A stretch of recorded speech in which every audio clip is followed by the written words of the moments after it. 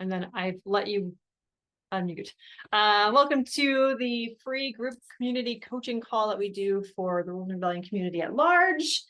I'm Tasha, this is Brandon. Hey, everybody. And we are here to answer questions, dig into burnout recovery, perfectionism recovery, what the healing process is, all the nuanced aspects of having a high CLC score, and just to make sure that some of our work is accessible to the greater community. So we often also have our clients join us because they get a bonus Q&A session. There will be about half an hour into the call, 5-minute just overview of what the Village is, which is our membership program. But other than that, we're here to serve the community. So questions, do you have any questions? And also feel free to drop your wins in, or you can say them out loud if that's easiest for you. Cool. Thanks. All right.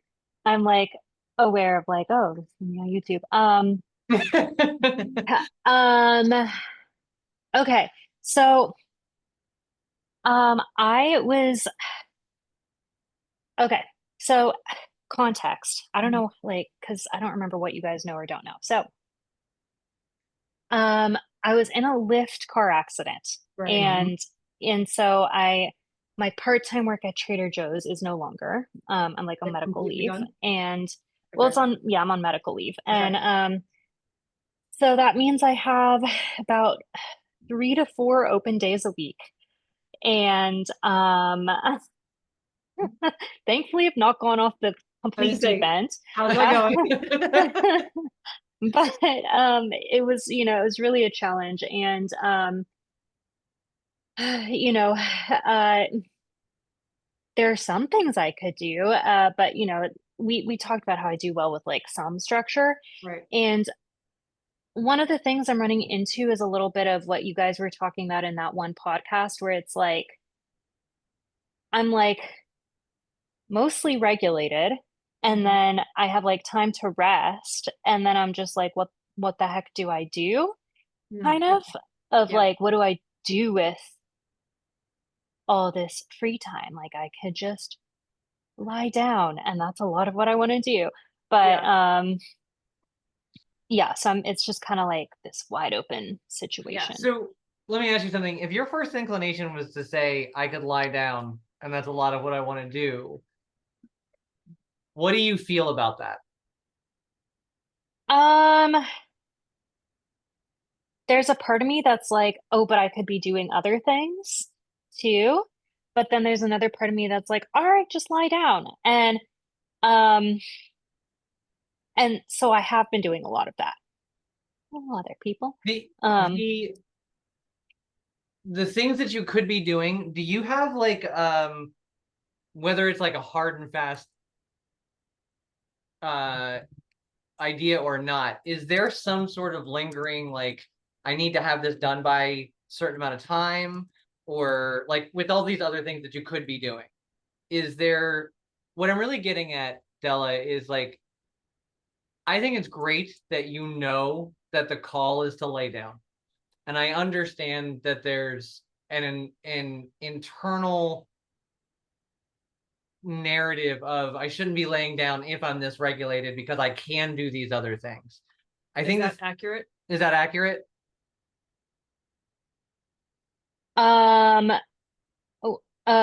Wait, I'm sorry, could you say it one more time? Yeah. So if you are feeling regulated enough that you know you could be doing these other things, but you're still called to lay down. Is that essentially the feeling?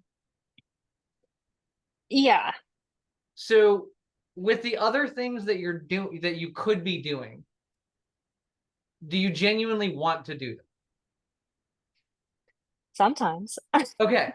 So the reason why I ask that is if you genuinely want to do them, then there might be a story you're telling yourself about having to do them sooner than later. Or a certain way, or to a certain degree, or for an hour and a half because 10 minutes isn't going to be enough. Like there's a lot of parameters and unspoken rules oftentimes with these things that we could be doing, whether they're fun things or like shit you need to get off your list. And there's just So I think what Brandon's going to do, let's dig into what some of those could be. Is that where you're Well, going with it? dig into what some of those could be, but also recognize that like you're allowed to hold space for two feelings of I've got these things that I can do that I want to do. And also right now, what I'm being called to do is lie down.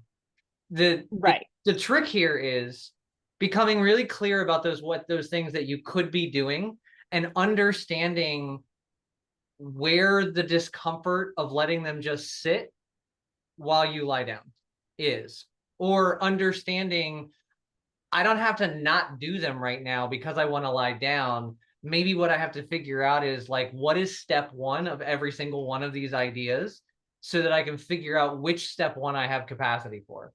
That would be my first homework assignment that I gave you. I'm the homework giver. Is all the things, the list of things that you could be doing in your mind, whether it's listening to a podcast or FaceTime with a friend or getting phone calls made for stuff that you don't actually want to do. Like, remember when we break them down into metrics that we can measure, whether it's like I have 5 minutes of capacity or I have 2 steps in me for this and then I might be overwhelmed. It's the ability to get into motion that I think that you are trying to figure out. Is that what I'm understanding? Like there's rest time and then there's shit that needs to get done. How do I make that transition without it being an all or nothing is a theme that I know we've talked about before. Yes. Yeah. Yeah. I would say it's that. And like, also as we're talking, I'm realizing, yeah, I'm definitely getting a little too big with it, but I will say it out loud what it is. Of it's unprecedented free time. Like I was not ready for this. And Right. Yeah. and so, and maybe it's been like 2 months now of this. And so what was I going to say about the unprecedented free time? So it's like, yes, that middle ground, like of what is that middle ground, but also realizing um, I get to choose what I do with the free time, which is calling on me of like, well, then what are my hopes for this free time? Yeah. Because that part of me is coming on of like, well, I can just do everything. Like I have so much free time and it's not going to be that way forever. So Does that make that's my other sense? question. Do you know when this free time experience essentially will or has to end? No, I don't Okay. know. Okay. Also, Yeah. I want to remind you that this isn't free time. You have this time right now because you're fucking healing. It's like, Because you got hit by a car. and so, Well, yes. It was, so yes. I think it's valuable to remember that free time may have connotations for you that is not serving you. So you have unexpected time that you need to make some decisions about. And at the end of the day, because we know your history, you don't want to be at the end of the day going, oh my God, I spent the whole day just doing stuff all day long and now I'm exhausted. I'm going to start tomorrow even more exhausted. You also don't want to go the whole day only resting and binge watching shows because you don't also feel good with that. And so what it looks like is creating a decision filter process for yourself of like how much for each day. As always, we want to start with your capacity. So like your CLCs, which CLCs are you contending with on any given day? That needs to be the first question you're asking yourself.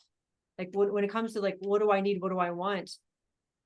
Because you are consistently regulating now, we're moving into phase 2 of the process. So the phase 2 day-to-day practice is what part of my CLCs are active today. So if you're in your luteal phase, we know that ADHD is harder. We know that chronic illness is harder. You're discovering all of these like comorbidities of POTS and EDS and all this other shit that's harder. And so understanding that that is where you can start making some of these decisions from. And also in the exploring of like the list of things you could be doing, it might be beneficial to go through those lists and be phase specific. Like some of those tasks, as you know, some of those list items are going to be easier for you to say yes to in certain phases, and some of them are going to be easier to say yes to in others. Whereas some of them you should absolutely not do in your ovulatory phase. Like don't make yourself sit at a computer for 8 hours to do like client notes or whatever in your ovulatory phase. It's going to make you bonkers. And so that might be one of the filters to look through, but also like Brandon was saying, like the first step of all of these might take some of the bigness out of just taking the first step to do two things. One, you have clarity on like just one thing you can do. So if that's all you can do, that you hit your capacity after that one thing, you still did something. But also, oftentimes, and I'm sure you have had this experience as well, we take the first step and then you're in the flow. Like you've done the first thing and then you can do the second and third without the pressure. But the like self-requirement is try to do the first step for this one thing, see how it goes, while giving yourself permission to say, I actually don't have the capacity for this. And the only way I was going to know I did is by trying to take action on it. So there's no like, oh, I shouldn't have tried, or I should have been able to do it. There's that permission, but the action creates the clarity. Remember that, like the action of any of these first steps is going to create the clarity of whether you can or cannot do it. What are you smirking at? I know that. Yeah. And and it's like that's one of the hardest things for me, I think, is like you know, yeah, it's like you can intellectually know something, but it takes like practicing it again and again before it's like you actually go for it. Like I So know, yeah, one of the reasons for that though is safety. Yeah. Like if you don't feel safe in your previous decision making, like if you've got enough internal evidence of like I tried this and then I burned too hard because I like tried too much too early or whatever, then of course it's going to be hard. Or in the wrong phase. Right. Like there's lots of false stories that are developed because of the lack of awareness of CLC that you've had all your life. One of the things that I would like to highly recommend that you do is, let's say in this story of there are all these things that I could be doing. Let's say that let's say you can name 5 of them. I would like you to break down what it takes to do those 5 things. And so like, for example, if one of those 5 things was playing your guitar, if your guitar is not sitting on a stand and it's in a case in your closet, then step 1 is pulling the guitar out of your closet and pulling it out of the case. And I don't know about you, but right then and there in that moment, there's a part of me that's going, I'm not fucking doing that. Like just because you're tired, right? And so if that's step 1, then step 2 is like wherever you take your guitar to play it. And then step 3 is figuring out what you're gonna play. If you can break down even just a few of these things that you could be doing with all of this ample free time that you have, it's gonna, when you get to a place where you are either not sure what you want to do, or you've done what Tasha said and you've checked in with your CLCs and you've identified what phase of your cycle you were in and which one of the things is louder. And then you have actual lists of like, if I wanted to engage with this project, step 1 looks like this, step 2 looks like this. You're going to intuitively be able to give it a yes or a no because you've already checked in with your CLCs. You've already checked in with what's taxing you. And because of the fact that you can see the whole thing mapped out, it's not a mystery of what you're walking into. And so it's going to be an easier yes to play guitar and an easier no to organizing your closet because you've identified, these are my CLCs. This is what feels hard today. Cleaning out my closet requires these cognitive skills or this kind of an attention span. Playing my guitar requires these. Clearly, I'm more in a guitar state of mind today. I'm going to try step 1.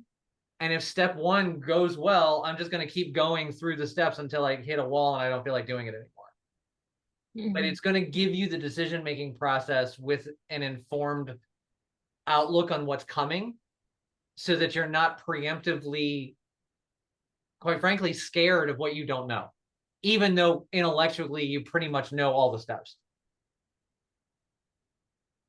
Because like there's plenty of times where I've got the energy to start cleaning something, but I don't have the energy to put the shit back. And so like, I'm not going to start cleaning my closet when part of the process is making my entire room a fucking disaster by cleaning everything out of the closet to have to put it back. But because I know what step 3 is and I know I'm not up for it, I'm not even going to touch that fucking project today.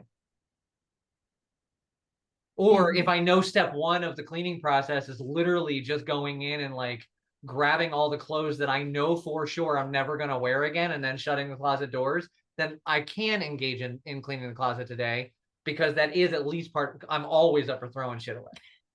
Like that's never not in my capacity. Mm-hmm. Mm-hmm. I would also, Delvise, consider looking at the different categories, because I know that you have, because we've shared and I'm similar, like different compartments of things you would like to have done in a week. Like there's some adulting things that you want to do that are not fun, but you feel good to have gotten them off your list. There's some resting that you want to do that's intentional, that's, active resting. There's playing, there's recharging. So those are just 4 of the categories I came up with that might be just in a week. I will have liked to have done something from each of these lists. Mm-hmm. And then maybe each day you're like, okay, can I do one of each of these things today? Maybe in your ovulatory phase, that's more accessible. And then you get to pick and choose. So you don't have to have a full day of doing adulting tasks, and then, we're plugging the adulting right after the play, usually, because that you have natural confidence and energy from that to do the thing that feels scary or annoying. But those are that's another way to filter through this, because of the well-roundedness that you want to experience your life that you've shared. Yeah. That might give you another way to categorize how you choose, because I think one of the other things that's happening in your history is, I don't want to choose this because there's all of these other things I could be choosing, and so I'll just lay here and talk about how I'm not choosing any of them. Yep. Yeah. And so if you have, like, each day I'm going to try to knock off one of these 4 things, one of these 4 things, or maybe you're at a place where you can say, I want to knock off one of each in each category on those 3 to 4 days, where you have all this unprecedented free time. That might be a place to start. And then you feel out like, okay, I did 2 of them today, tomorrow I'll do the next 2, and then you can go back and forth. But giving yourself some parameters, knowing that there is no wrong choice. I would like to see you have that post-it somewhere. There's no wrong choice. I know. I Yeah. think one other thing to think about is with this ample free time that you have that was unexpected. Now that you have it, I'm guessing, but only because you and I think about things very similarly, there's probably some, like, I don't want to squander it. Like, I've got this, and I don't waste it. And so I think it would be, let's just pretend that it's another 2 months. I think it would be really valuable for you to determine, what am I worried about happening 2 months from now if I don't do X, Y, and Z? Like, what is your genuine concern, so that every single day you can say, while this is my concern, I took these actions, which means this concern doesn't actually exist in reality. Because I'm actively moving towards that not being a problem. Because one of the things that's really challenging when you have ample time, especially after not having any of it, is we're very used to our schedule being reliant on other people and deadlines. And having these things in between these other external timelines. And all of those other people and all of those deadlines give us opportunities to check boxes of having accomplished something. And so if you're used to feeling accomplished, and now you have ample time that doesn't have technically a point, if one of your fears is, I don't want to feel as though I haven't accomplished anything, you get to show up every day to make choices based on the things that we're talking about, to then check off the box of, like, I'm actively doing these things, which is accomplishing these goals, like taking care of myself, being more creative, leaning into friendships, whatever that may be.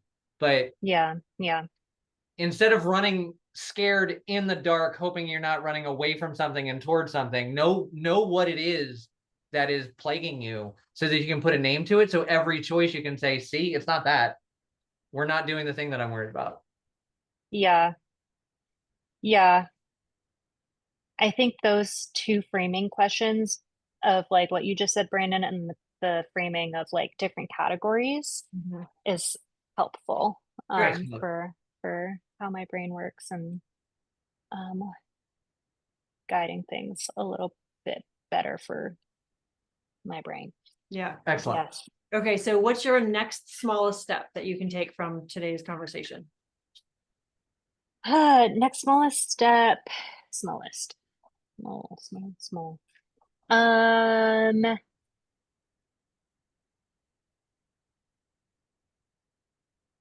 Okay, and I have to decide one.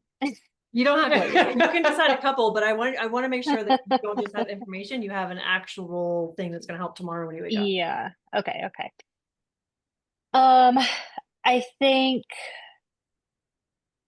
one small step would be like writing down like what I'm worried about, like at the end of the 2 months of like, because I can pretty easily put that down on the page. Right. And then a small step after that could be like splitting that into categories and then like, I love that. yeah. Yeah. I like the category idea. Yeah, excellent plan. So now then just with those 2 small steps, which probably will take less than a half an hour, there's gonna be so much clarity in being able to make decisions without so much ambiguity. Yeah. And then you can feel free to let us know in circle in the accountability thread what you're working on so that we can cheer you on and like nudge you with love on what's the next step that you're working on. What kind of clarity did you get from taking that step, that maybe this isn't how you want to do it, but now you know what you do want to do instead. Totally. That Okay. sounds good. And can I just say one thing that's been echoing in my brain? Sure. That's been helpful is I think in one of the videos, I don't remember, Brandon talked about how like the way that perfectionists love to do things is like, all right, like I'm just gonna jump in now and like just do all the things. And I just like keep reminding myself of that because I'm like, oh, that's like perfectionist brain kicking in right there of like, cause the most exciting part is to jump in and do all the things. Yeah. He said something like that, and I was like, yep. Yeah. And so I feel like this is helpful with that. So since there are no other questions in the chat, I'm going to actually give you an extra like layer to this, Delvey, since you were at the Bold to Becoming You workshop and you've been working through day 2 stuff.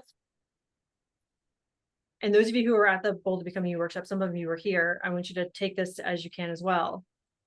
Think about that version of you that we worked through. That's the future version of you who has these things that you are developing the skills, have as an environment for. What does she or they do in terms of these kinds of activities? Like, what does she already know how to do? What does she confidently make decisions about? What do they say no to, say yes to? Not as a, I need to be there, but just as a future kind of pulling you towards that rather than having to push your way in that direction. That future version of you who has built and is actively already in motion of that community that you are talking about building.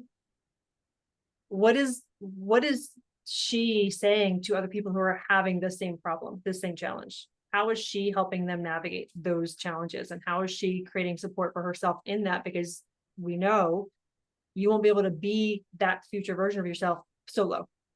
And so that's another layer of this to consider since you do have that clarity that you've been working on, that future goal version of you. What is the embodiment of her? Yeah, for sure. Don't make that a first step. That's just a contemplation, a brain exercise. Yeah. Let it settle in there for sure. Awesome. Cool. If you have any other questions or follow-up questions, obviously chime in. Okay, cool. Thank you. Okay. Hello, everybody else. Welcome. I see Katie and Sabrina and Alyssa and Renee and Catherine. Thanks so much for joining us. If you have questions, drop them in the chat. If you want to drop your wins in, obviously we love seeing the wins as well. If it is easier for you to verbally articulate what your question is, just do the raise hand thing. I do want to remind you, since you came in after I said this, laughing at me? Yeah. That this recording will be put on YouTube. So anything you say will possibly make it on there as well if you put it verbally. But that is just this call. Did you want to say something next? I was just going to go into the village thing, but go ahead. Oh, I was just going to say one more thing to what Delaviz was just talking about the perfectionist concept of like, I've got this thing and I'm the perfectionist pull of like just diving in and doing it all. A practice that I do all of the time, most recently last night, is I remind myself when something exciting and new is happening that since the last exciting new thing that I have done, I have collected a lot more information. I am smarter. I am more capable. My capacity is different. While all of those things are true, tomorrow is day one, not the last day. And I say that to myself all of the time. So I fully understand the amount of work that's coming up. So like Tasha and I went out yesterday and had like a 3-hour conversation just about the trajectory of our relationship and our family and our goals and where we're going to go and what we want to do and all of these things. We walked away from it feeling really incredible, feeling really connected, feeling really excited about the things that we're going to come up with. And one of the things that I had to, like, I literally journaled last night to just lock this fucking thing in for myself is, while the conversation was solid, while everything we want to do is we're both in agreement with and we're both aligned with, while we have the capability and the skill to do the things that we talked about, we've never done it before. And this isn't something that is already in motion. Like, we've got to start. We've got pieces and tactics and things that we're going to be able to use from the past to be able to make what we want to have happen more smoothly than we ever would have before. But I remind myself consistently, especially when I'm about to do something new, tomorrow is day one. I remind myself that for a couple of reasons. One is, for me, the most exciting part is the middle, because that's when the momentum has started, and that's when the collaboration has actually like started clicking into place, and that's when you can start to see real shit happen. Such different versions of neurodivergence. That's my least favorite. I want the beginning and the end. I think the beginning is boring as fuck, and I find the end to be superfluous, honestly, because that's not the point. The point for me is the whole middle of the fucking thing, because that's when the real work happens for me. And so in order to stay on task, in order to not get overwhelmed, in order to not think that I'm going to get this whole thing fucking managed this week, I have to remind myself regularly by reminding myself on paper and out loud, like I say it to myself in the mirror, tomorrow is day one. You are starting, you are not finishing. And I do that so that I can really take into account my capacity. I can really take into account the other life that I already have going on, so I don't ignore that for this like dopamine hit of this new idea and this new project that we just came up with. So I just want to suggest to all of you that when you are starting something new, remind yourself that you're at the beginning, just so that you can fully feel the scope of what you're about to walk into, so that you don't get trapped in the perfectionist, I'm going to abandon all this other stuff and only focus on this because it's exciting and new, or I literally can do it all. And so it's not a problem, because you can't, and it is. Okay, so I'm gonna come back to the wins and a question from Alyssa in a second, but since we're close to the halfway point, I just want to get this done so we can move into supporting more of you. For those of you who are watching the replay or here and not Village members, the Village is our community membership program. Primarily, we walk our community members at their pace through the 3-phase process of burnout recovery to build an unshakable foundation so that when you re-enter the world and you start making decisions and setting goals again, you're not worried about burning out, and you know that you have your boundaries locked in, you know that you are taking into consideration the full capacity of your actual existence, your ADHD, your perimenopause, your parenting, your chronic illness, all the different parts and pieces that make your life uniquely challenging and also uniquely rich when you are supporting them, and that your nervous system is regulated. We walk our clients through that through 2 monthly coaching calls similar to this, as well as our online community and our educational content, which I wanted to touch on. Those of you who are in the Village, there is a rest, play, recharge masterclass under your masterclass section that if you want to rekindle that spirit for yourself for resting, playing, and recharging, where it's not all about adulting and productivity, that is there. There's also an adulting masterclass if you're looking for some project management and how to get shit done. So both are there, but I would recommend for this group in particular, go watch the rest, play, recharge masterclass, or at least put it on in the background while you're doing other stuff that you need to get done. So if you have questions about the Village, feel free to look at the link in the description if you're watching this on YouTube. And you can always DM us if you have any questions about the actual, how it functions and how it works. Did I miss anything? Okay, so Alyssa said, any advice when you're in survival mode for the next few weeks beyond nervous system regulation practices? Lots on my plate, personally and professionally, that I can't get around. Yes, everything that is on your plate, personally and professionally, you're going to do the least. And I know some of your nervous systems just went, oh, no, I can't do that. I'll lose my job, lose my friends, I'll lose all my house. Wherever you are operating at 100%, you're probably actually operating at 150%, because that is the nature of our community. So look at everything that you have on your to-do list and think about how you can do only 80% of it, only 70% of it, only 50% of it, and do as little as possible in terms of your preparation, execution, and then maximize the recovery. So if you want to, Alyssa, you can even just private message me if you want to private message us here to give us some specific things on your list, or you can unmute if you want to talk or put them in the chat, but it might give us some more opportunity to get specific about how to do the least, but it is about doing the least in the things that are on your plate that you can't get around. It's also about doing what you have to do now in a way that supports your capacity rather than doing it the way you've always done it. And so like, if you have like just a shitload of messages that you need to get to people, but you do not have the capacity to write an email. Like there's stuff that I have been wanting to tell Tasha, like things that I have found, like websites and shit that I wanted Tasha to have. I've literally not had the capacity to get the crap off of my phone and into a message so she could just read it at her leisure. Like it just, and I finally was like, look, I don't have the capacity for this shit. I'm pulling it up on the computer. I'm showing you where it is. I'd like you to look at it. So where are there places that you do things already that you have to do that you can paradigm shift the actual labor into being something different? Like say, instead of an email, like a voice note or a Marco Polo instead of a text or a phone call or something like that, so that you're delivering information that you have to deliver with your capacity in mind, so it doesn't completely fucking kill you when you have all of these other things that you have to do. Okay, thank you guys for that. Yeah.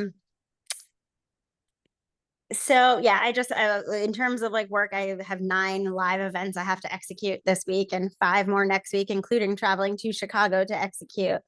Ooh. So it's just a very intense time professionally. And then there's some stuff going on personally within the family that I'm trying to be supportive of people, but I have to, like, again, I can't show up for them fully because I have to be focused on this work situation. Because there's no room for error in that situation. Yeah. And so it's just really hard when you see things kind of collapsing around you and you can't show up in the way you want to for other people. Because you like, again, not that I feel selfish to show up for myself and work, but it's just frustrating because I'd rather be showing up for my loved ones than for this work situation. And so it's just really hard when it feels like I can't do both right now. So the thing that also sounds like it's going to be really important is preparation in a big way. And so being able to take time in your afternoon, evening, whatever your actual schedule looks like, to do things for yourself for the next morning. So whether it's preparing food or whether it's picking out your clothes, like making all of tomorrow's choices that are necessary as easy as physically possible so that you have as much capacity as you can for all of the moving parts of 9 events in 1 week that are live. The other thing is making sure that in the vein of preparation, what do you need as soon as you get home to be able to soothe yourself as quickly as possible, so that, and prepare that ahead of time. And so like, if food preparation right now is really hard, like how do you work around that in a way that gives you what you need, that it doesn't compromise your health? So maybe it's like a shitload, you go to the store and you buy a shitload of soup because soup comes in a can and there's plenty of it to go around as far as like gluten-free options, vegetarian options, like you have more shit there. So what are the ways in which you can make those kind of life choices easy and in a way that essentially it prepares you for like life being handled, so that you can handle, like, most of your capacity can go to on the spot thinking for work? Do you have any of those systems in place already, Alyssa? I don't think I have anything in place. It feels like I don't, everything's okay. kind of got out the window lately because it's just, it's survival mode. So Absolutely. So is there a budget to have some food ordered in or prepared for you? yes. Okay. So I would ask you to do whatever the minimum of that is, or whatever the maximum that you can do. So like, I know there are companies like, I can't even think of the names. There's a bajillion of them now where you can order meals that are healthy that you just put in and get done. If you can do that for yourself, do that. Like, make that today's project. Yeah. and set a timer, like do it for 30 minutes. You don't overthink it. Just order the shit that you know you need to do. Because remember, your amount of nervous system regulation is going to calm a body that's starving. Physically. There's no amount of nervous system regulation that's going to help you ever dehydrated. So we have to remember that the nervous system is a magic button, magic pill when our actual basic physical needs are met. And also we are not looping thoughts. And so we have to, what we want to do for this next 2 weeks in particular is interrupt the thoughts and the physical as often as possible to be supportive. So if you can support your system by knowing, I don't have to think about what I'm going to do for food or just skipping food altogether or ordering a pizza when that's not what I want to be eating, because now I'm going to have a 2 weeks worth of stuff in the freezer or the fridge. Let's get that off the list. Does that make sense? Completely, because I'm like, yeah, who even thought about food? Right. Yeah. And All of that is a protein shake today and a cheese stick. So yeah. yeah. So, Yeah. so, So then, when we're done talking to you, put some fucking food in your mouth. Yeah. your nervous system regulation practices that you're doing are going to be more effective with just these few things in place. And so if you have a hard time, do you have a reusable water bottle? Yeah. Okay. Is it something that you find yourself having to refill a couple times a day, or do you forget to drink water like so many of us? Oh, I forget. And then at night I'm frantically like, oh my God, I've only had like half a bottle today. And then I'm like chugging it at night. Okay. So here's what we want to do in the morning. One of the first things while you're doing whatever frantic things you feel like you need to do in the morning, because it's 2 weeks of a lot of events, chug a bottle of water as much as you can in the morning before your day gets started. So your body gets hydrated before you put it into action. Okay. And if you only get half a cup in or 3 sips, it's better than none at all. But like Right. Okay. put a post-it note for that. All right. So we're going to create a survival plan for you for these next 2 weeks, because there's no room in your schedule for thriving. This is survival, and that's okay. But let's be intentional about the survival mechanisms that we're putting in place. Yeah. Okay. So I'm food, making my notes. yep. Food. Maybe have a reminder.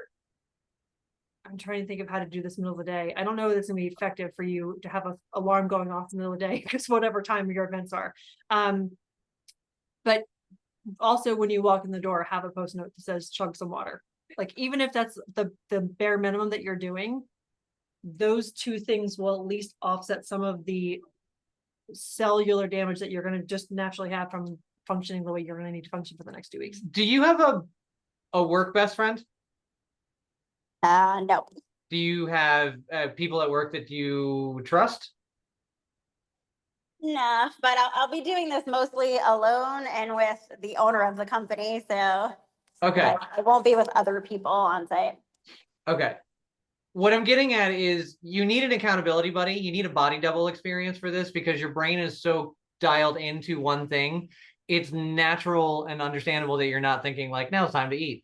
And so if there's anybody that you can either copy, so-and-so is going to get lunch, I'm going to go get lunch too, or so-and-so is going to get water, I'm going to put water in my face too, like whatever, like somebody you can imitate, or somebody that you can talk to say, I need you to remind me to eat today.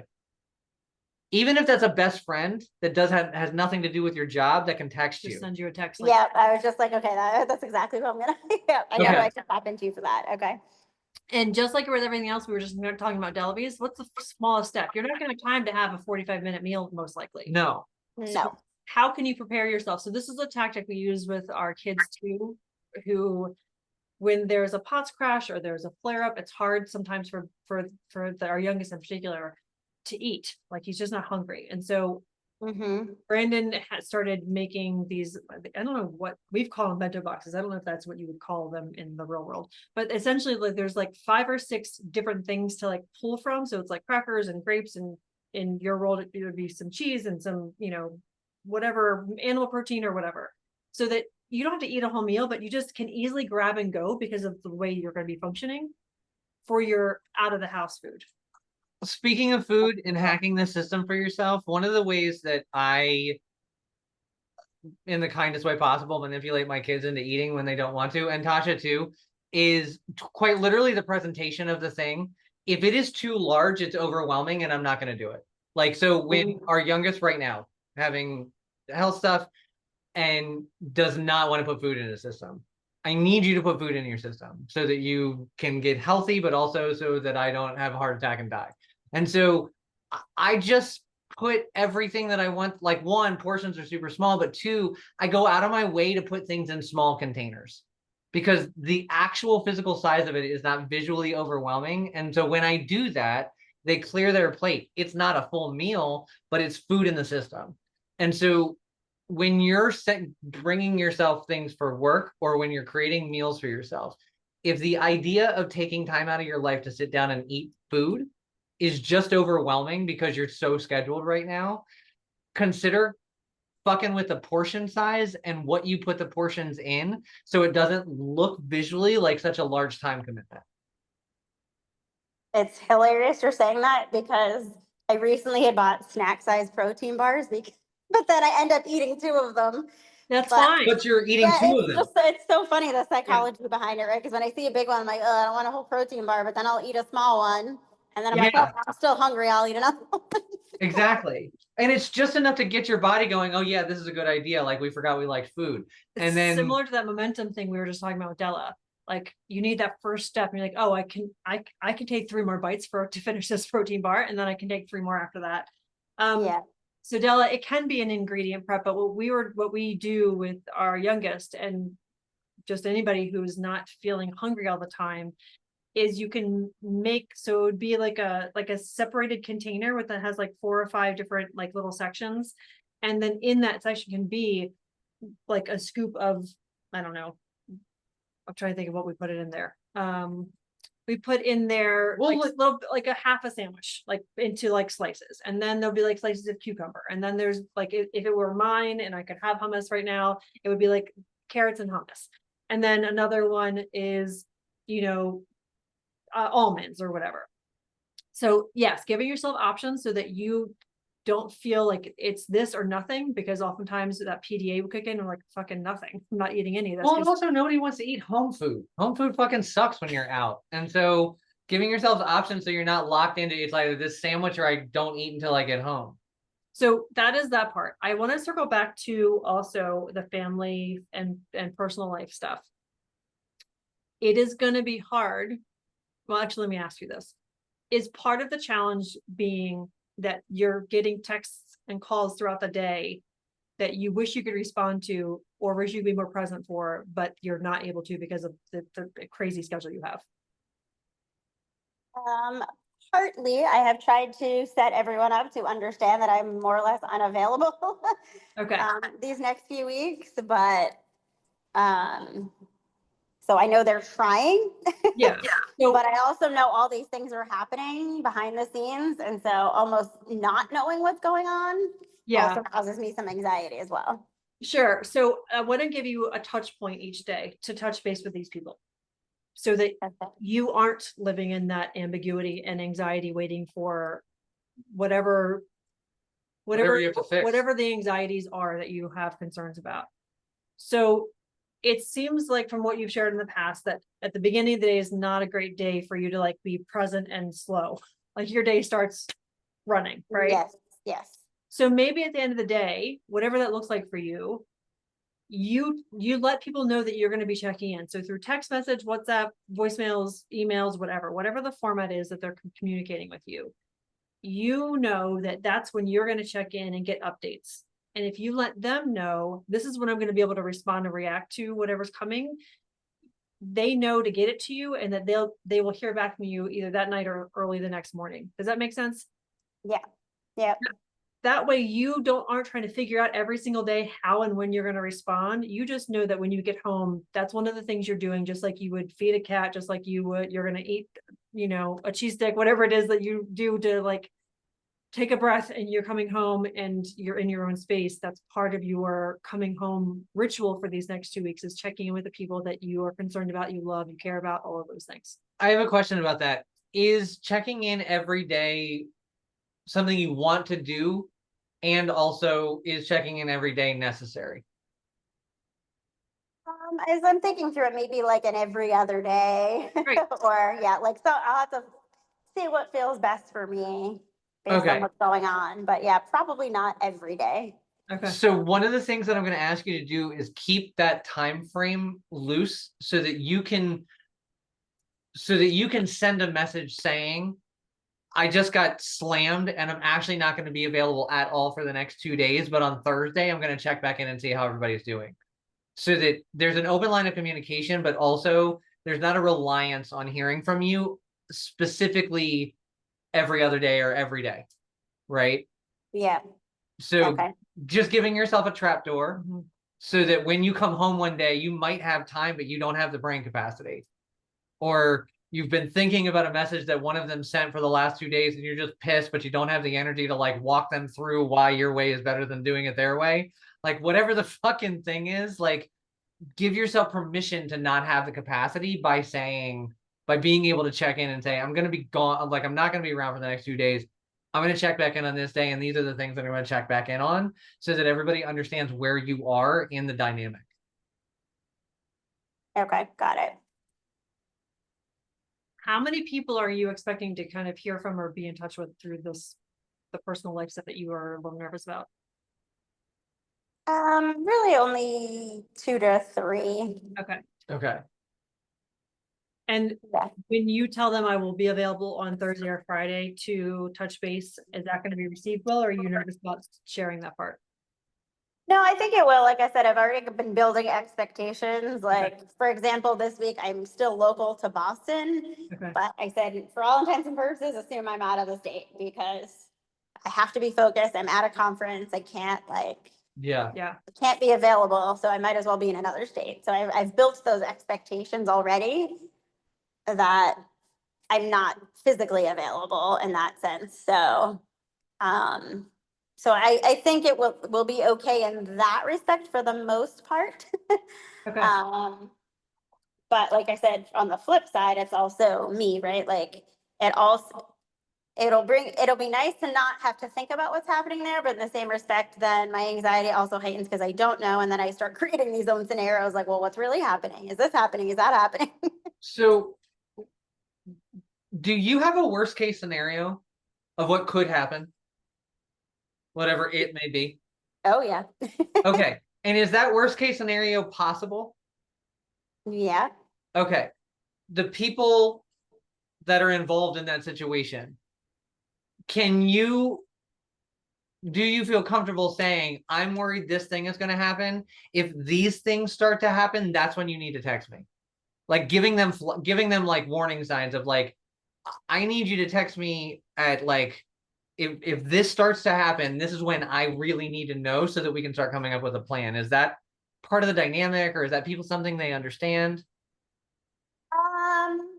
I think so, but I have to just think that through. I get what you're trying to get at. I guess for me is again, I can't be available. So like I can't be part of the worst case scenarios. Like they're gonna have to figure things out on their own. So with the worst case scenarios that you know are possible, are the people that are not you prepared for them?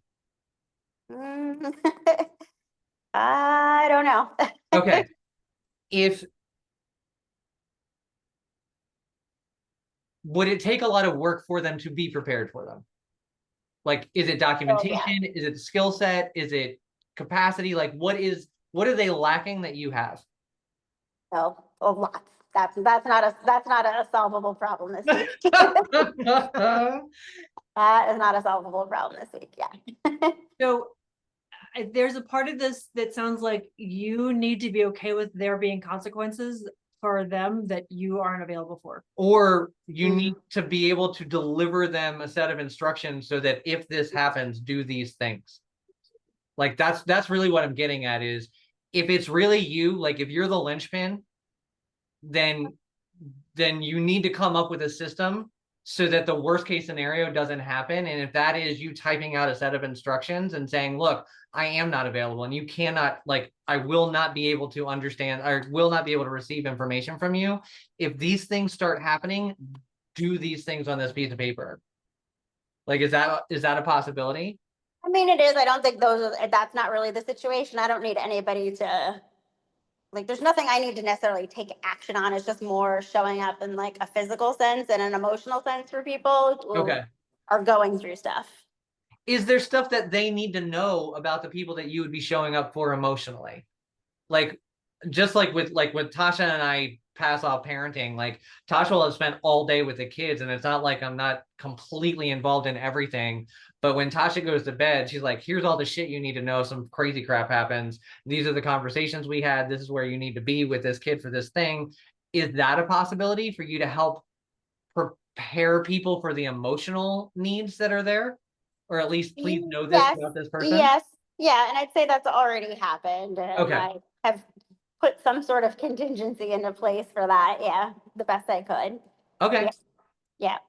So then I would like to invite you to consider having a Post-it note or 10 that says, I've done everything I can. Yeah. Mhm. And an easy way to do this, Alyssa, to like incorporate this with nervous system regulation is just a tap on your collarbone and take some deep breaths. I've done everything I can. And trust yourself that you've done everything you can and that there is no reason or way for you to control any of those pieces. And there's the magic word, right? To Yep. control. I'm very familiar. Um, Thank you guys very much. It's very helpful. You're welcome. Did you mention beyond nervous system regulation practices? What are your current nervous system regulation practices that you're using for these next 2 weeks? I haven't really thought that far. I mean, I do a lot of like breathing technique, like that's usually my go-to, just like 4-4-4 breathing, something like that is usually my stop and pause. Okay. I'm going to ask you to get more physical with it. Okay. There needs, I think for you, because this is going to be, it sounds like it's going to be really physical 2 weeks. Yeah. There being, even just when you go pee, to take a second and do like the butterfly taps Okay. and do the 4-4 breathing while you're doing that. Or some of the like the shaking off, like the brushing off That's a good one. Yeah. from event to event. Yeah. Truly, like energetically brush that shit off. Even if it was a good event, get the busyness and the momentum off you, and then do your breathing to go into the next, session, the next event, the next conversation with the starting from fresh energy. I want you to incorporate the physical aspect of it, because we want to change the pattern you've had for many years, with breath being the only support that your nervous system really gets, to interrupting the pattern in a new way while you're doing this. Okay. Not Yeah, a big way. Yep. But we do want to introduce, and this isn't an ideal time to introduce something, but I think it's small enough that you can. Something physical that is simple, that doesn't require you to have to do a whole lot of things to shift the physical reaction that your body is having to the insanity that is your schedule. Well, and you need to get out of your head, and breathing is a very heady experience when you're stressed out.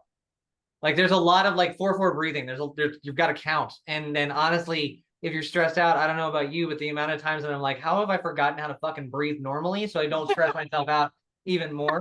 And like, you don't spend any time thinking about how do I tap my hand against my shoulder. That's not a thought. And so getting out of your head right now and into your body is really important. And so yes, breathing, but also something less mentally taxing than counting your breath. Okay. Yeah, that's great. Thank you. Okay. So your next steps after this are what? Food plan. Gonna reach out to my accountability buddy and ask for some support this week.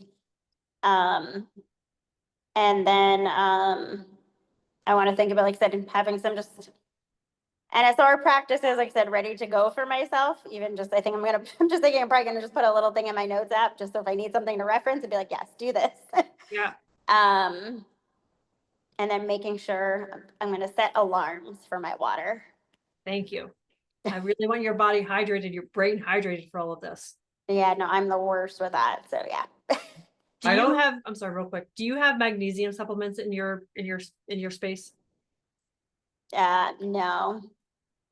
I mean, not currently. I'm not making a medical thing. Yeah, no, I know. I've been talking to some doctors about this, so lots happening on that front. So I haven't been adding anything new right now. Got it. So for those of you who are interested, magnesium glycinate at bedtime can help your body rest a little bit easier. And so if that is not going against your medical recommendations, it is really, really powerful for your body to recover and be able to show up the next day to do all the things that you have to do for the next 2 weeks. Yeah. Alyssa, I can't remember if you were on the last call that we had when we talked about this, but we had a small conversation in one of our recent calls about the idea of stillness. And in the call, I think it was our last village call, basically what came to the conclusion was that everybody has a different version of stillness and a different idea of what stillness is. And one of the things that I found lovely was that everybody's idea of stillness did not involve sitting quietly and staring at a wall and finding some Zen-like comfort in it.